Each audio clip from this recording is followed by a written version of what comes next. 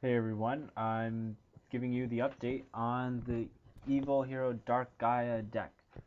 As you might know from previous videos, it was focused on a Kawakimeru stun kind of control variant, but now it's a lot more focused on um, the frog engine. It's kind of interesting. So yeah, starting off, 2 Treeborn Frog, 3 Swap Frogs, and 1 Ronin Totem. This is basically the smallest frog engine you could possibly get. Um, I mean, you could run 2 Swap Frogs, and I did for a little while, but 3 really is the best because you're a little bit more likely to get a Swap Frog combo off with discarding a card, even if you have to wait like a turn or two.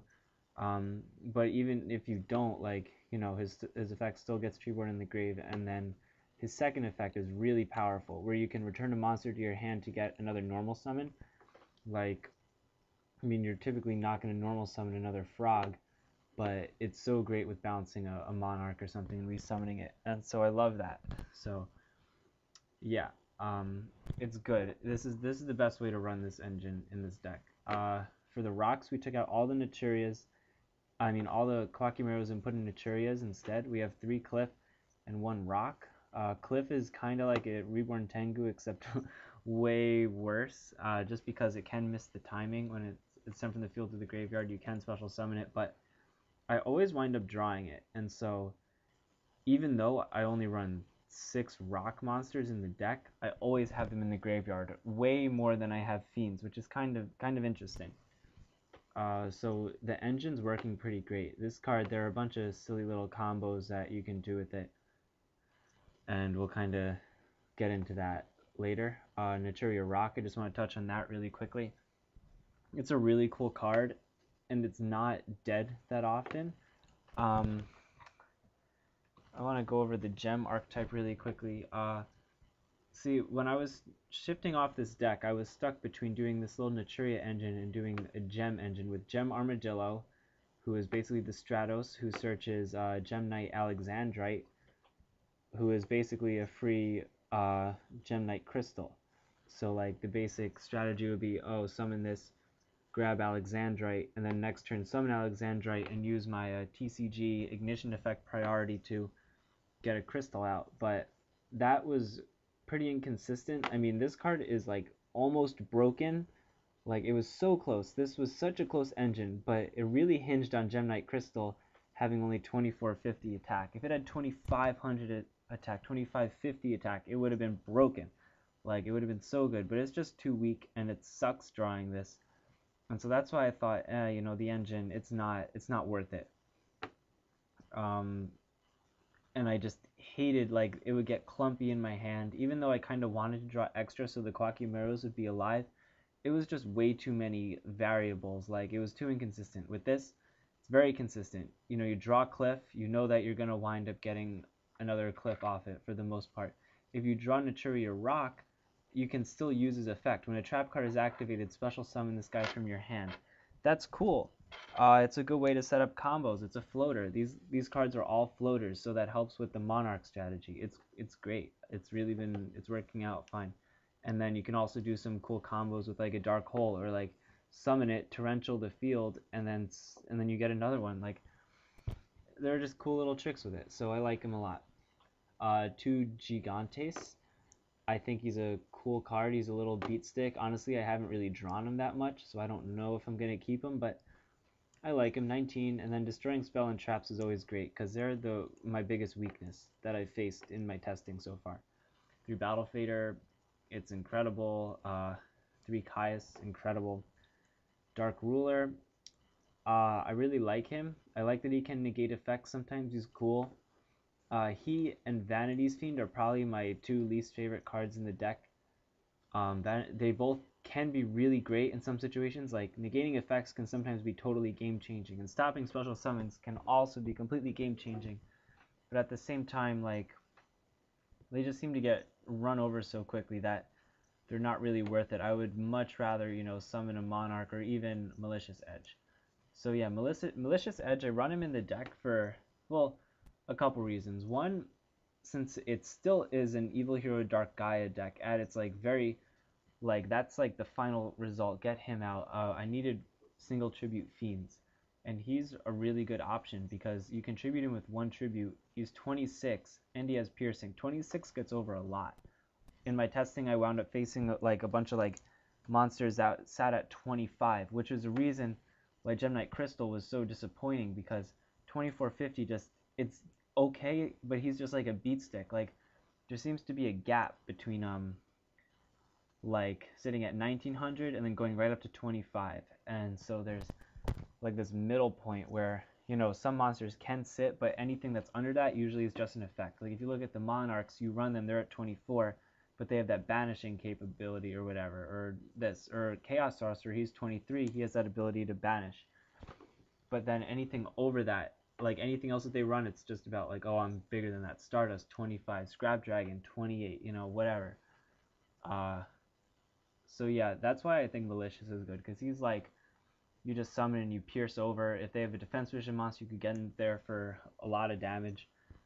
He's Earth, so I can banish him with Gigantes if I really wanted to, and he's a Fiend, so he works with Dark Gaia. And then it also allows me to run Malicious Fiend, which I hate, but just in case, whatever. Gores, because he's incredible. Fiend again. 2 Rises. You really need the extra tribute fodder. If you look at what kind of Fiend monsters there are, or what kind of rock monsters there are that are level 5 or 6, like there just isn't, there aren't enough good options. And so, I mean, and so I just figured, okay, I'll screw that. I'm definitely not gonna run, what's his face, this guy, Grand Marg. So I'm like, okay, I'll just run Ryza. And it's been working out fine. I also do side one of these Guardian Sphinxes. Sometimes, I've never used it, but I feel like it could come in handy. Sangan, he searches everything in this top row in the battle faders. Great. 3 Dark Calling. Dark Calling is really good mid or late game, obviously. Since Dark Gaia dies to Effect Veiler, it's best to play it after your opponent's wasted all their resources, and then you're just going for game. If you play it mid game, it's best to have one more trick up your sleeve after, because when you play it in the middle of the game, they're going to immediately focus all their resources on getting it off the field, and then they're probably going to be open for like a turn or two immediately after they kill it, which is where you really go in for your big push. Or just summon it at the end of the game for the OTK. Usually his attack will be 3900 with a Monarch and one of these Naturia clips. 15 and 24 is 39. Dark Hole, I mean, it's great in every deck. Enemy Controller, because we're doing frogs and it's broken with Treeborn Frog. It's broken with Sangan, I guess. You know, it's great. This misses the timing with it. Same thing if you tribute someone with one of these. So you can do it with your final one, like after like 2 or 3 of them have been gone and you have that one Naturia left, like then you could tribute it for something. That's the best way to run it. Forbidden Lance. This deck is budget except for this card. Honestly, like, if only Forbidden, you know, but Forbidden Lance does a double purpose. I mean, a lot of the time, since the Monarchs might wind up sitting right below a 25, 26, 27 monster, Lance is good to just like shrink them and then get over them, and then you stay on the field. Same thing with Cliff. Like Naturia Cliff, he can get over a 2300 or 2200 or lower attack monster. He can like tie a Brionic or a Chaos Saucer, which is cool. So if he clashes into that, you'll get another one, and it's fun. Options to run instead of this: Ego Boost, if you guys know that card. It's a common from Generation Force, I think. Quick play, increase 1000 attack. That's great. So like, you know, if your opponent has a bunch of monsters and they're going to attack over you, you just go, oh, Ego Boost, good luck. Or the other option is Shrink, of course, which just cuts one monster's attack in half. But honestly, I would go with Ego Boost. But the second purpose of this is making them unaffected by spell and traps. So that's really great because I don't like back row when I'm using this deck, so I want to get rid of it as much as possible. Which is why we have Heavy Storm, 3 MSTs, and a Nobleman of Extermination. This is like my tech card. I kind of like it a lot.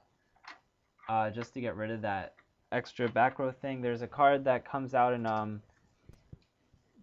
Galactic Overlord called Night Shot, which does basically the same thing, but I think Nobleman of Extermination is better just to get rid of all the extra cards in that deck.